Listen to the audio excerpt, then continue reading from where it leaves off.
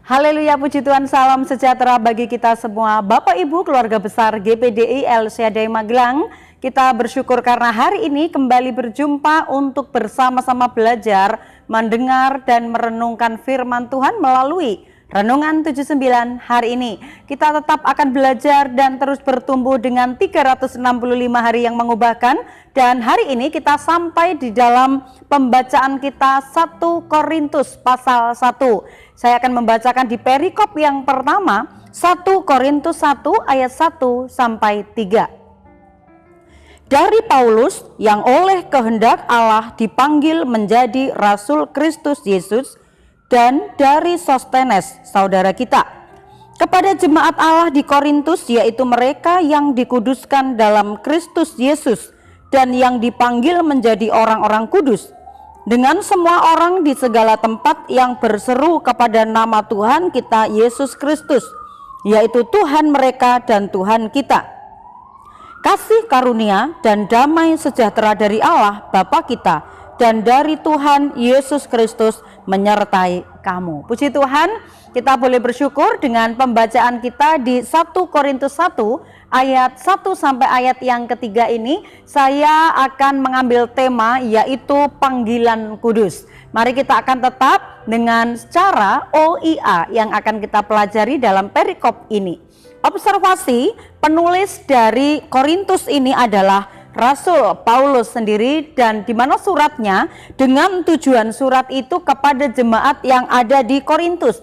Tetapi selain jemaat yang ada di Korintus, dia juga menuliskan surat ini untuk semua orang di segala tempat yang berseru kepada nama Tuhan Yesus. Jadi bukan hanya untuk orang-orang Korintus, tetapi pesan yang ditulis dalam suratan Korintus ini, Paulus menegaskan bagi semua orang yang berseru memanggil kepada Tuhan Yesus, dia juga mendapatkan pesan dari firman-Nya.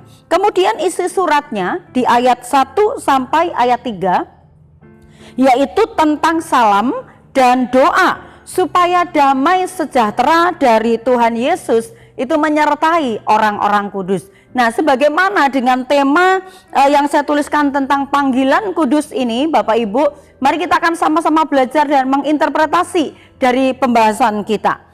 Paulus di dalam pelayanannya, dia senantiasa mengajarkan tentang hal-hal yang penting di dalam Alkitab. Bagaimanakah tentang iman kekristenan. Dan kalau kita lihat di pasal yang pertama ini, Paulus sebagai perintis pelayan jemaat yang ada di Korintus, dia sebagai seorang rasul, dia bertugas dan punya kewajiban untuk terus mengawasi, memantau bagaimanakah pertumbuhan iman jemaat yang sudah dilayani, khususnya jemaat yang ada di Korintus, ya.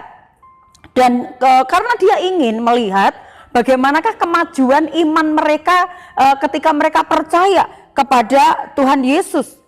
Dan di ayat 1 sampai ayat yang ketiga ini, Paulus begitu dengan tegas menegaskan kepada jemaat bagaimanakah kehidupan mereka sebagai jemaat yang ada di Korintus itu. Mereka kembali diingatkan tentang identitas mereka sebagai pengikut Tuhan, ya.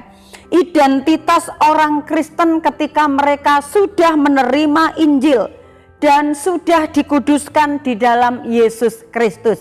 Mengapa Paulus menyampaikan itu dan ditegaskan itu? Supaya orang-orang yang ada di Korintus dan sekitarnya yang sudah percaya kepada Yesus, mereka tidak akan mudah diombang-ambingkan dengan ajaran lain. Mereka tidak akan mudah terbawa arus oleh mungkin ada hal-hal yang bisa menggoyahkan iman mereka. Itu sebabnya Rasul Paulus menegaskan benar-benar bahwa orang-orang yang sudah menerima Injil tentang Yesus, supaya mereka benar-benar tetap diteguhkan, tetap dikuatkan, ya, tidak berpindah, tidak berbelok haluan, tetapi mereka diberikan peringatan dengan tegas oleh Rasul Paulus sebagai orang-orang yang sudah dikuduskan oleh Tuhan. Panggilannya apa, ya? Kalau kita berbicara tentang panggilan kudus dan apa yang disampaikan oleh Rasul Paulus ini, panggilan orang-orang yang sudah dikuduskan, di ayat yang kedua kita melihat ada beberapa poin yang bisa kita ambil, ya, di ayat yang kedua. seperti yang dinasehatkan oleh Rasul Paulus ya di ayat yang kedua tadi, yaitu mengarahkan diri kepada Yesus Kristus. Dalam pembacaan kita tadi, kalau kita melihat di ayat yang kedua, kepada jemaat Allah di Korintus, yaitu mereka yang dikuduskan dalam Kristus Yesus dan yang dipanggil menjadi orang-orang kudus. Nah, ini dengan jelas Bapak Ibu, bahwa bagaimanakah sebagai orang-orang yang sudah dipanggil, kita meresponi panggilan kudus, dan ini diajarkan oleh Rasul Paulus. Bagaimanakah jemaat yang ada di Korintus? Paulus ini mengajak mereka untuk mengarahkan diri kepada Yesus Kristus.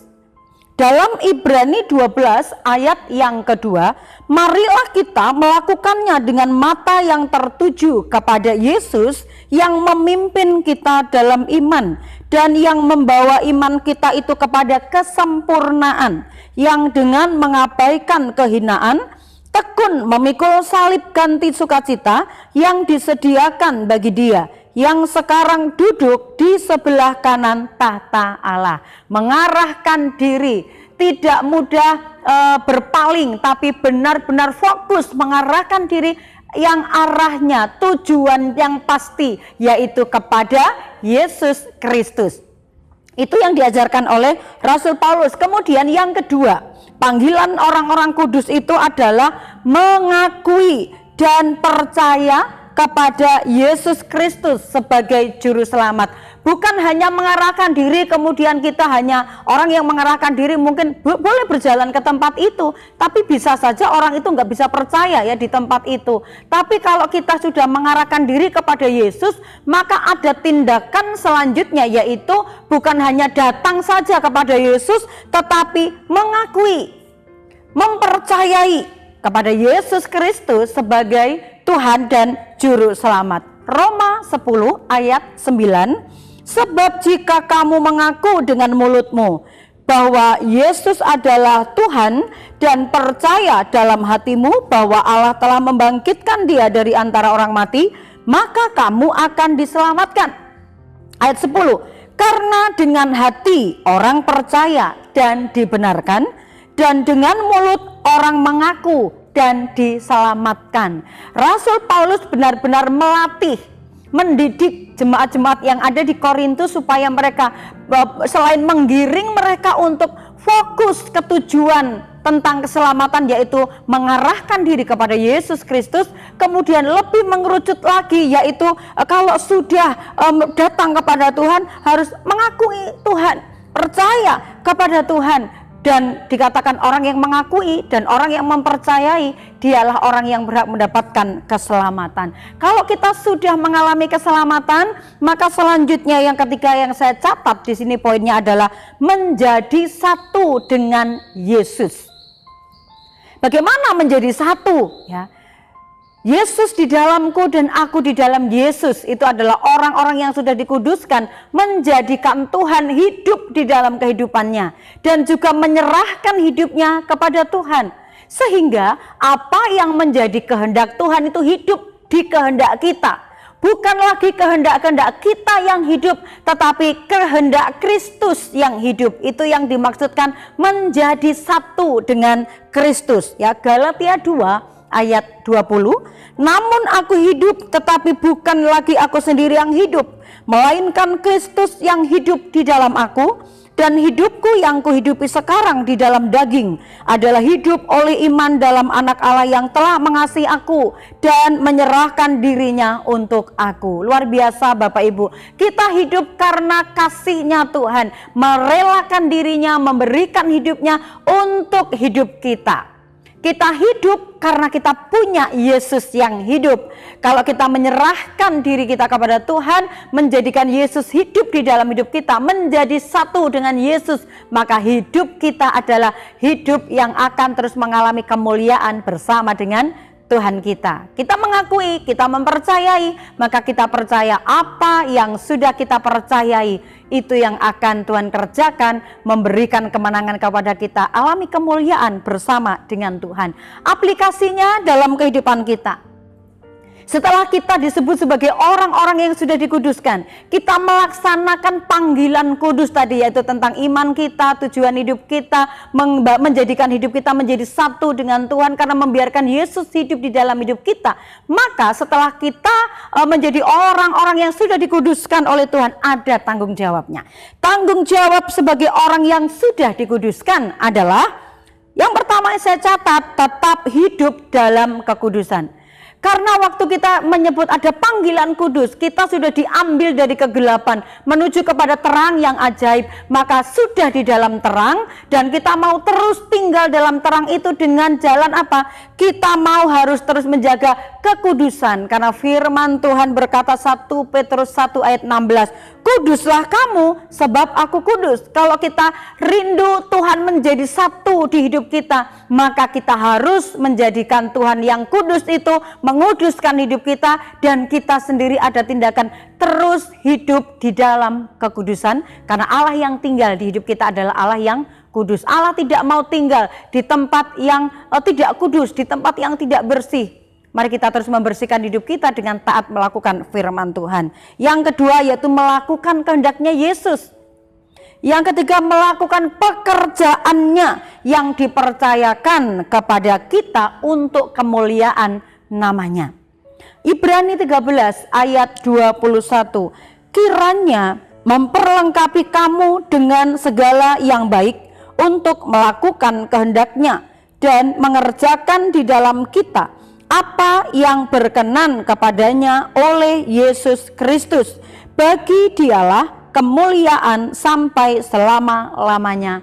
Amin. Hidup kita diangkat oleh Tuhan dari kegelapan, dari lumpur dosa, sampai kita mengalami pembenaran dari Tuhan, supaya hidup kita ini seperti apa yang dikehendaki oleh Yesus, sampai menuju kepada kesempurnaan, karena Tuhan mengerjakan hal-hal yang baik dalam kehidupan kita, supaya hidup kita senantiasa mempermuliakan nama Tuhan Yesus. Terima kasih Bapak Ibu, saya percaya Bapak Ibu senantiasa mendengar dengan setia dalam renungan 79 setiap harinya, dan pasti Bapak Ibu juga mendapatkan banyak berkat dari apa yang disampaikan oleh kami hamba-hamba Tuhan.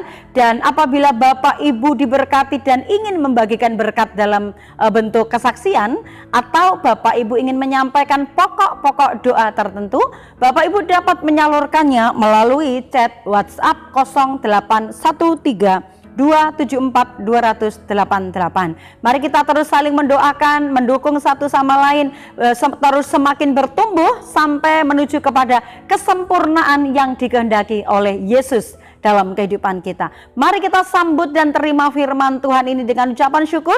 Kita tundukkan kepala kita, berdoa. Terima kasih Tuhan Yesus, kami bersyukur sebab Engkau yang sudah memanggil kami untuk hidup di dalam kekudusan. Karena Engkau adalah Allah yang kudus, biarlah kehidupan kami juga menjadi serupa seperti Kristus, sehingga yang ada dalam keinginan-keinginan kami bukan keinginan daging kami, tetapi keinginan daripada Allah yang tinggal di dalam kehidupan kami. Kami bersyukur, berterima kasih sebab firman-Mu terus mengingatkan kami sebagai orang-orang yang sudah dikuduskan, supaya kami menjaga hidup kami tetap di dalam kekudusannya Allah. Terima kasih Tuhan, kami umat-umat-Mu hendak bergemar dalam perintah-perintah-Mu yang kami umat-umat-Mu cintai itu. Kami menaikkan tangan kepada perintah-perintah-Mu yang kami cintai, dan kami hendak merenungkan ketetapan-ketetapan-Mu. Terima kasih Bapa, kami terima firman-Mu ini dengan penuh sukacita. Dalam nama Yesus, haleluya, amin.